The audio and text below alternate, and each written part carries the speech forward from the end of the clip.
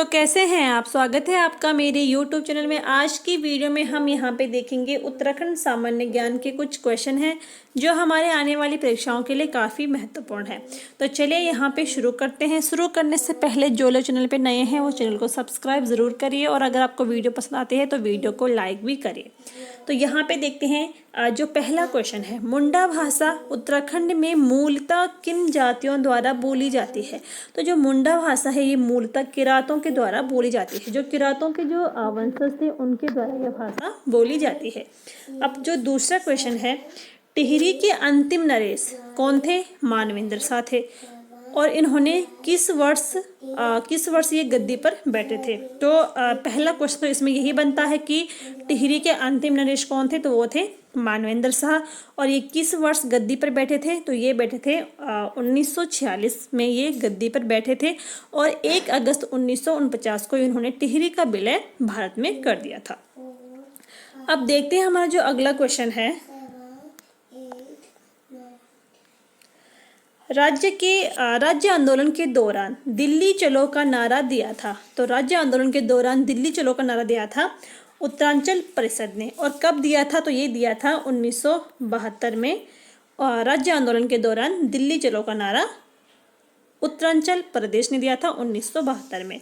अब हम हमारा अगला क्वेश्चन देखते हैं, गैरसैंण से सर्वाधिक दूरी पर निम्नलिखित में से कौन सा स्थान है। तो गैरसैंण जो है वो कहाँ पे है, वो है राज्य के केंद्र बिंदु में गैरसैंण है। और गैरसैंण की जो सर्वाधिक दूरी वाला जो जिला है वो है उत्तरकाशी। किताबों पे भी यही दिया गया है, तो इसका यहाँ पे राइट आंसर हो जाएगा उत्तरकाशी। इसके बाद हम हमारा जो अगला क्वेश्चन है देखते हैं। अगला जो क्वेश्चन है, निम्नलिखित में से किस स्थान पर भूकंप मापी स्टेशन बना है। देखो जो भूकंप मापी जो स्टेशन है ये 3 स्थानों पे बना है। तो कौन कौन से स्थानों पे ये बना है, तो पहला तो देहरादून है, गरुड़ गंगा यानी कि चमोली के गरुड़ गंगा में बना है और टिहरी में भी बना है।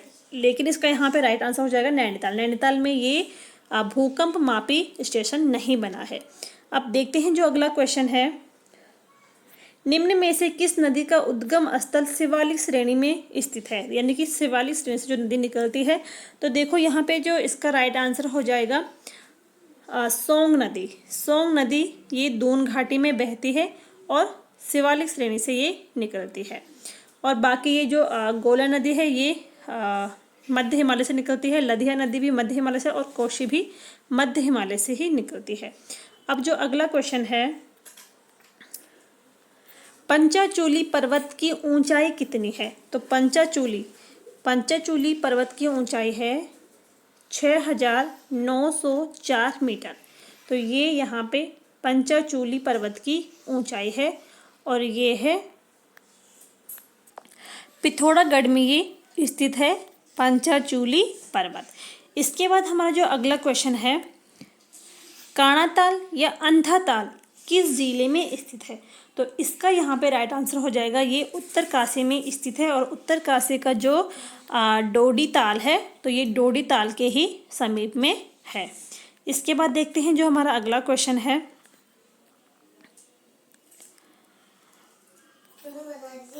राज्य में कुल वनों का लगभग कितने प्रतिशत गढ़वाल मंडल में स्थित है। यानी कि जो राज्य के जो कुल वन है उनका कितना प्रतिशत है जो गढ़वाल मंडल में स्थित है। तो इसका यहाँ पे राइट आंसर हो जाएगा 63% जो वन है वो गढ़वाल में स्थित है। अब हमारा अगला जो क्वेश्चन है,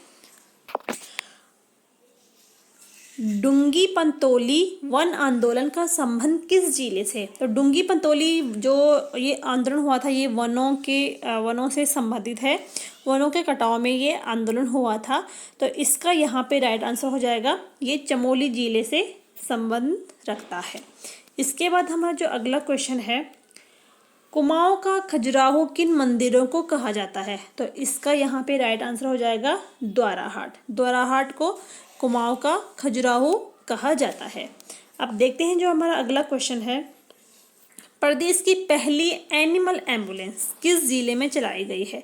तो एनिमल एम्बुलेंस यानी कि जो जानवरों के लिए एम्बुलेंस होती है तो वो किस जिले में चलाई गई थी? तो वो सबसे पहले चलाई गई थी हरिद्वार जिले में। अब जो अगला क्वेश्चन है, रम्माण उत्सव का हास्य नृत्य कहलाता है। तो रम्माण उत्सव का जो हास्य नृत्य होता है इसमें मुखौटा पहनकर नृत्य किया जाता है। तो इसका यहाँ पे राइट आंसर हो जाएगा कुरु जोगी। तो जो ये कुरु है ये एक प्रकार की घास होती है, कुरु या कुरी भी उसे कहते हैं। उसे वस्त्रों पे चिपकाया जाता है और उसके बाद यहाँ पे ये हास्य नृत्य किया जाता है। अब जो अगला क्वेश्चन है, उत्तराखंड का चाय विकास बोर्ड स्थित है।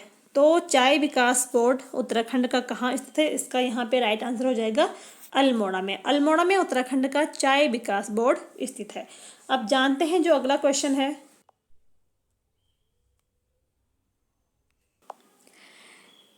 जदमठ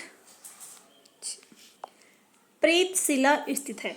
तो जो ये जदमठ है ये कहाँ पे स्थित है? ये प्रेतशिला ये है कालीमठ यानी कि रुद्रप्रयाग में ये स्थित है। और प्राचीन काल में माना जाता है कि यहाँ पे तांत्रिक विद्या सीखी जाती थी। अब जो हमारा अगला क्वेश्चन है,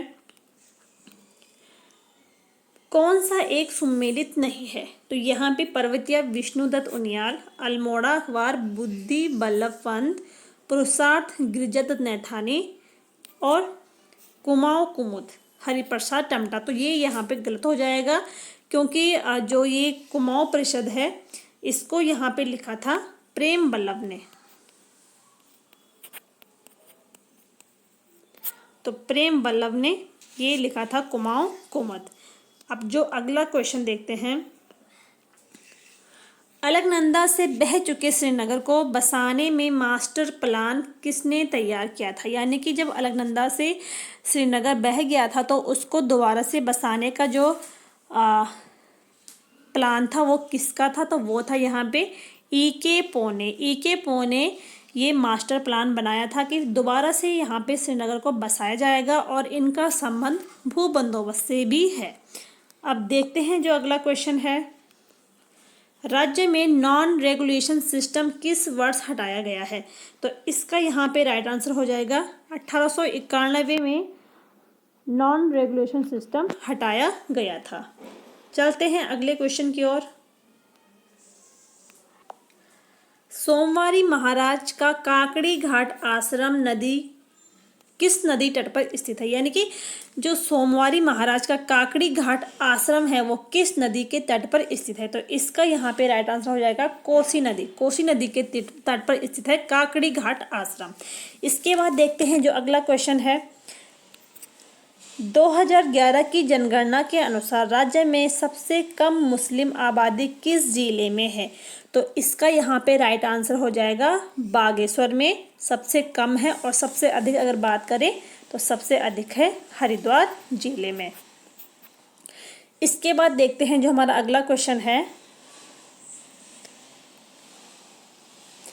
उत्तराखंड की प्रमुख फसल मंडुवा या इसको कोदो भी कहते हैं का मूल महाद्वीप कौन सा है? तो इसका यहाँ पे राइट आंसर हो जाएगा अफ्रीका से ही मंडुवा यहाँ आया था और ये अब राज्य की ये प्रमुख फसल बन गई है। इसके बाद देखते हैं जो हमारा अगला क्वेश्चन है, सुदर्शन साहा के सभासार ग्रंथ की रचना कितने खंडों में हुई है? तो जो ये सभासार ग्रंथ है ये सुदर्शन साहा का ये ग्रंथ है और ये काफ़ी इम्पोर्टेंट ग्रंथ है और इसकी जो रचना हुई है वो 7 खंडों में हुई है। इसके बाद देखते हैं जो अगला क्वेश्चन है, उत्तराखंड राज्य में नया पुलिस अधिनियम किस वर्ष लागू हुआ था? तो इसका यहाँ पे राइट आंसर हो जाएगा 2008 में उत्तराखंड राज्य में नया पुलिस अधिनियम लागू किया गया है। अब देखते हैं हमारा जो अगला क्वेश्चन है, उत्तराखंड के पहले मुख्यमंत्री जिनके शपथ ग्रहण समारोह में देश के प्रधानमंत्री ने भाग लिया था। तो कौन से मुख्यमंत्री थे जिनके शपथ समारोह में देश के प्रधानमंत्री ने भाग लिया था? तो वो थे यहाँ पे त्रिवेंद्र सिंह रावत। जब इन्होंने शपथ ग्रहण समारोह इनका शपथ ग्रहण समारोह हुआ था तो तब यहाँ पे देश के प्रधानमंत्री ने भाग लिया था। अब देखिए जो अगला और अंतिम क्वेश्चन है, किस जनजाति में थड़िया नृत्य किया है? तो जो ये थड़िया नृत्य है ये तो उत्तराखंड का प्रचलित नृत्य है और ये राजी जनजाति में किया जाता है। तो ये थे आज के कुछ महत्वपूर्ण क्वेश्चन। आई होप कि आपको यहाँ पे वीडियो पसंद आई होगी। पसंद आई हो तो लाइक करें, शेयर करें और चैनल को सब्सक्राइब ज़रूर करिए। मिलते हैं अगली वीडियो के साथ, तब तक के लिए थैंक यू।